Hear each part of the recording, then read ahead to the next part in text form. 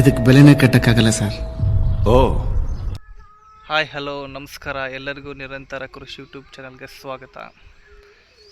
ಇವತ್ತು ಟೊಮೊಟೊ ಬಗ್ಗೆ ಒಂದು ಸಣ್ಣ ಮಾಹಿತಿ.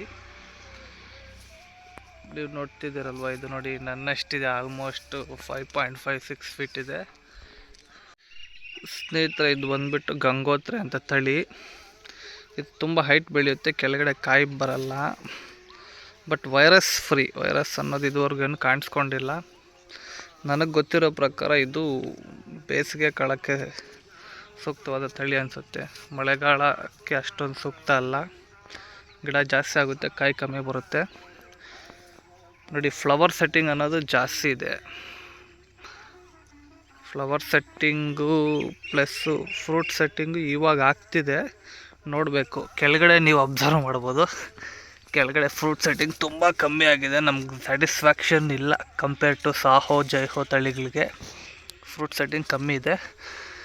ಬಟ್ ಈ ಮೇಲೆ ಏನಿದೆ ಹೂವು, ಈ ಸಣ್ಣ ಪಿಂಜೆಗಳೇನಿದೆ, ಇದೆಲ್ಲ ಏನಾದರೂ ಸೈಜ್ ಬಂದು ಡ್ರಾಪ್ ಆಗದೇ ಇದ್ದರೆ ಸ್ವಲ್ಪ ಸಕ್ಸಸ್ ಕಾಣಬಹುದು. ಇದೆಲ್ಲ ಫ್ಲವರ್ ಸೆಟ್ಟಿಂಗ್ ಎಲ್ಲ ಫ್ರೂಟ್ ಸೆಟ್ಟಿಂಗ್ ಆಗಿ ಸೈಜ್ ಬಂದರೆ ಸ್ವಲ್ಪ ಸಕ್ಸಸ್ ಆಗುತ್ತೆ. ಬಟ್ ಟಿಲ್ ನಾವು ವಿ ಅಬ್ಸರ್ವ್ಡ್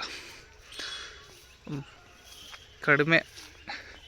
ಈ ಜೈಹೋ ಸಾಹೋ ಕೆಳಗಡೆನೇ ಬರುತ್ತೆ, ಇದು ಕೆಳಗಡೆ ಬಂದಿಲ್ಲ, ಮೇಲ್ಗಡೆ ಸೆಟ್ ಆಗ್ತಿದೆ ಫ್ರೂಟ್ ಸೆಟ್ಟಿಂಗು. ಪ್ಲಸ್ ಏನು ಅಂದರೆ, ಈ ಆಗಸ್ಟಿಂದ ಹಿಡಿದು ಡಿಸೆಂಬರ್ ಈ ಮಂತ್ಸಲ್ಲಿ ನಮಗೆ ಊಜಿ ಕಾಟ ತುಂಬ ಜಾಸ್ತಿ ಇರುತ್ತೆ. ನಿಯಂತ್ರಣ ಮಾಡೋಕ್ಕೆ ತುಂಬ ಕಷ್ಟ. ಇದಕ್ಕೆ ನಾವು ಇನ್ಸೆಕ್ಟಿಸೈಡ್ಸ್ ಲೈಕ್ ಬೇಯರ್ ಕಂಪ್ನಿಯವ್ರದ್ದು ಫೆನೋಸ್ಕಿಕ್ಕು ಮತ್ತು ಕಿಂಗ್ ಡಾಕ್ಸಾ, BASF ಅವ್ರದ್ದು ಎಫಿಕಾನು ಮತ್ತು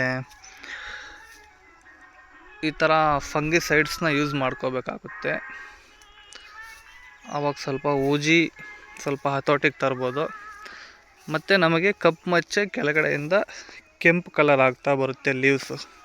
ಇದಕ್ಕೆ ಸಿಸ್ಟಮ್ಯಾಟಿಕ್ಕು ಮತ್ತು ಕಾಂಟ್ಯಾಕ್ಟ್ ಫಂಗಿಸೈಡ್ಸ್ ಲೈಕ್ ಮ್ಯಾಂಕೋಜಿಬ್ಬು, ಮೆಟ್ಲಾಕ್ಸಿಲ್ಲು, ಆಂಟ್ರಾಕಾಲು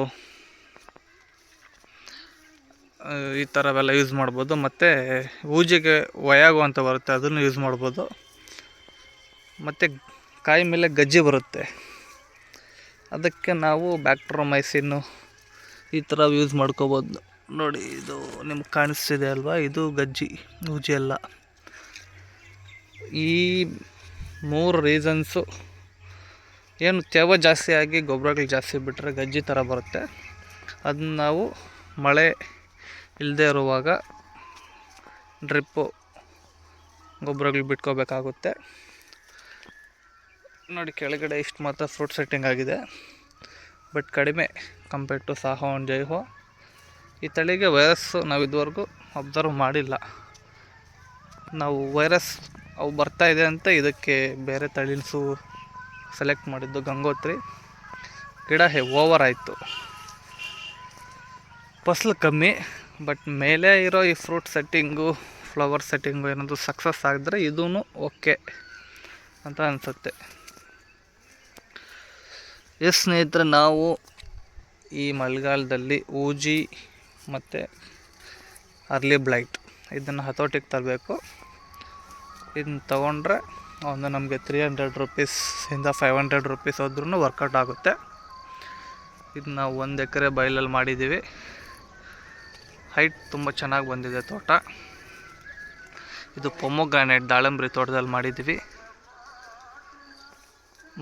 ಇದೇ ಲಾಸ್ಟ್ ಕ್ರಾಪು, ಮತ್ತು ಇನ್ನೇನು ಮಾಡಲ್ಲ ಈ ದಾಳಂಬ್ರಿಯಲ್ಲಿ.